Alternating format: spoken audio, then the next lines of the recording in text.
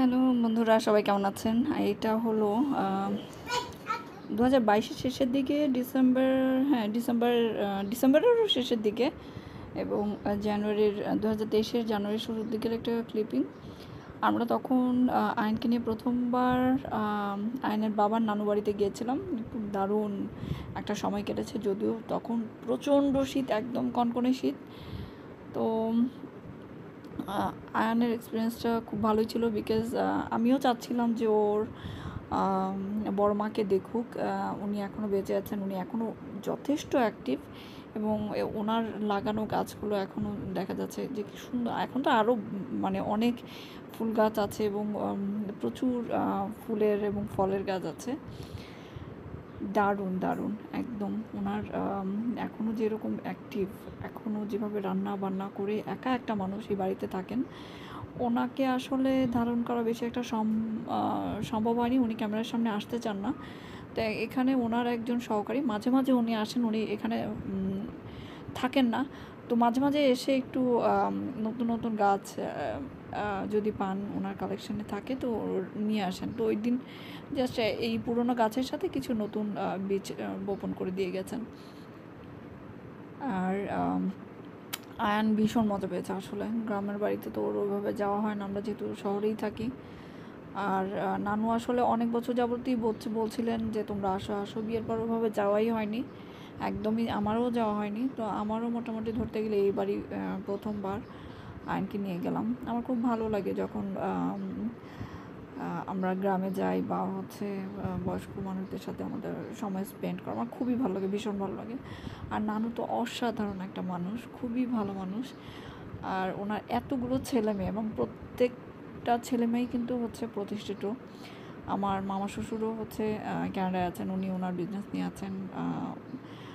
আমার দুইটাই মামা শ্বশুর, একজন ক্যানাডাতে, একজন ইউএসএতে। নানুর মেয়েরাও আমার শাশুড়ির বোনেরাও কিন্তু প্রতিষ্ঠিত, কেউ স্কুলের শিক্ষক, কেউ গভর্নমেন্ট জবে আছে। আমার শাশুড়ি হাউসওয়াইফ। আরও দু খালা আছেন যারা এখন হয়তো রিটায়ার্ড করেছেন। তো মোটামুটি ওনার সব ছেলেমেয়েদেরকে সুন্দর করে মানুষ করেছেন। এবং নানা ভাইও কিন্তু একজন ডক্টর ছিলেন পেশায়, খুব ভালো ডক্টর ছিলেন। তো এই তো মোটামুটি নানু বাড়ির ট্যুর। আমরা এখান থেকে আসলে, এটা নানু বাড়িটার বাগানের দিকটা, উঠান বলেন বাগান বলেন এই আর কি। আর আমরা এখান থেকেও মোটামুটি আশেপাশে ঘুরতে গিয়েছিলাম, যেমন আমরা বড় মসজিদ দেখেছি, সেটার ভিডিও ক্লিপিংও আমার ব্লগে পাবেন। আর আরেকটা জায়গায় ঘুরতে গিয়েছিলাম, সেটা হলো যে একটা পার্কে, সেই পার্কটাও খুব দারুণ, সেটা আমি নেক্সট ব্লগে দিয়ে দিব, ওই ক্লিপিংটাও আছে। তো এটা বাড়ির ভিতরটা, এটা কিন্তু অনেক পুরনো বাড়ি, সেই মুক্তিযোদ্ধার আগের বাড়ি। এখনও কেউ থাকে না আসলে, শুধু নানুই থাকে। তো বাড়িটা মোটামুটি বেশ সুন্দর, আমার কাছে খুব ভালোই লাগে এই ধরনের বাড়িগুলো। আর শহরের বাড়িগুলো তো অন্যরকম। তো ওনারা আর এই বাড়িটা ভেঙে বা অন্য কিছু করেনি, সেই পুরনো বাড়িটাই আছে। তো আমার কাছে খুব ভালো লেগেছে।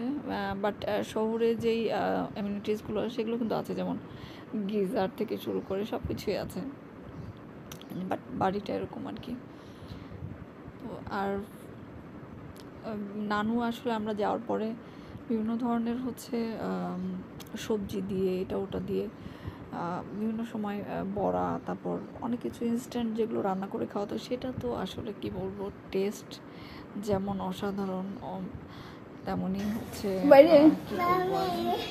বাইরে কি আছে গো। আমরা আসলে অনেক এত লোকজন খাবারের জন্য আসলে এতটা সময় বা পরিশ্রম আমরা ইনভেস্ট করি না।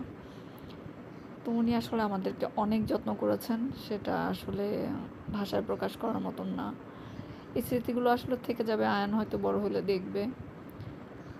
আর এখানে যে একটা কোট কাটা, মেবি বা হয়তো খালারা বা আদনানের এই কাজিনরা যখন যেত, যখন গেট টুগেদার হতো, তখন হয়তো এটা করেছে বাচ্চাদের জন্য। আমি আদনানের কাছে শুনেছি যে ওরা নানু বাড়িতে খুব মজা করতো, খুব ছোটাছুটি করতো, ওদের অনেক মেমোরিজ আছে নানু বাড়িতে। তো সেই মেমোরিগুলো তো হয়তো আমি ছিলাম না, বাট আমিও যখন এই হলো নানু, তো আমি নানুকে আসলে বেশিক্ষণ রাখলাম না, যেহেতু উনি ক্যামেরার সামনে আসতে পছন্দ করেন না, পর্দা করেন। কতটা অ্যাক্টিভ, এখনও কি সুন্দর করে হাঁটছেন, নিজের চলাফেরা করতে পারেন এবং নিজের কাজকর্ম সব কিছু নিজেই করেন। অসাধারণ, আসলেই অসাধারণ।